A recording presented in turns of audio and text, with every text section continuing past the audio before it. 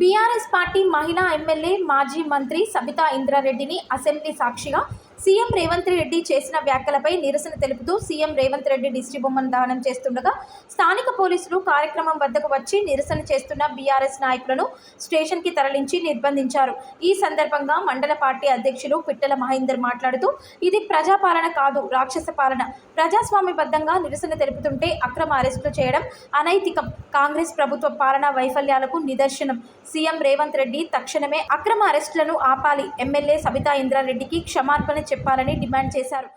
తెలంగాణ ఆడపడుచులను మహాశక్తిగా, మహాలక్ష్మిగా, ఆదిశక్తిగా భావించే ఈ తెలంగాణ ప్రజలను ఒక అసెంబ్లీ సాక్షిగా, ఒక చట్టసభ సాక్షిగా ఒక మహిళా మాజీ మంత్రివర్యులు సబితా ఇంద్రారెడ్డిని అగౌరవపరచడం అంటే ఒక సీఎం హోదాలో ఒక రేవంత్ రెడ్డి ఒక దురుసుగా, ఒక ముఠా మెస్సీలుగా, ఒక అదిగా మాట్లాడడం అది పద్ధతి కాదని మేము తెలియజేస్తున్నాం.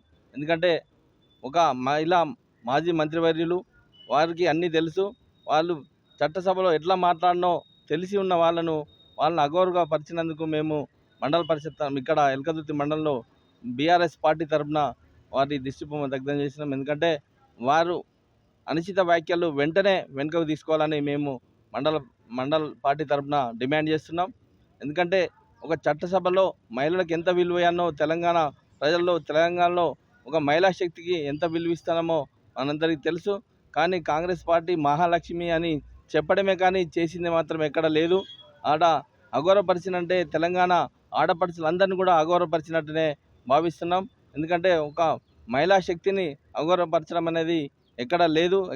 ఇది చట్టసభ సాక్షిగా జరిగినందుకు రేవంత్ రెడ్డి వెంటనే క్షమాపణ చెప్పాలని మేము మండల పార్టీ తరఫున డిమాండ్ చేస్తున్నాం. నిన్న జరిగిన అసెంబ్లీ సమావేశంలో ఒక మహిళా మాజీ మంత్రి అని చూడకుండా ఈ దురహంకార ఈ రేవంత్ రెడ్డి ముఖ్యమంత్రి గారు నిన్న మహిళా మంత్రి అని చూడకుండా విచక్షణ రహితంగా, విచక్షణ కోల్పోయి ఒక ప్రతిపక్షంలో ఉన్నట్టు మాట్లాడుతుండు.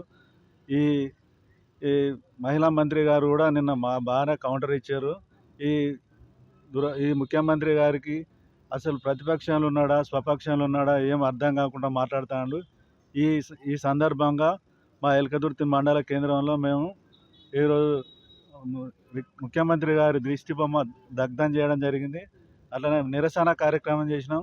మేము ఎవరిని కూడా ఇబ్బంది పెట్టలేదు. ఈ నిరసన కార్యక్రమం సందర్భంగా మా పోలీస్ సిబ్బంది వచ్చి మమ్మల్ని అరెస్ట్ చేసి పోలీస్ స్టేషన్ తీసుకురావడం జరిగింది. మేము ఎన్ని నిర్బంధాలైనా ఎదుర్కొని ఈ దురహంకార కాంగ్రెస్ పార్టీని చేసే పనులను ఎండగడతామని ఈ సందర్భంగా తెలియజేస్తున్నాం.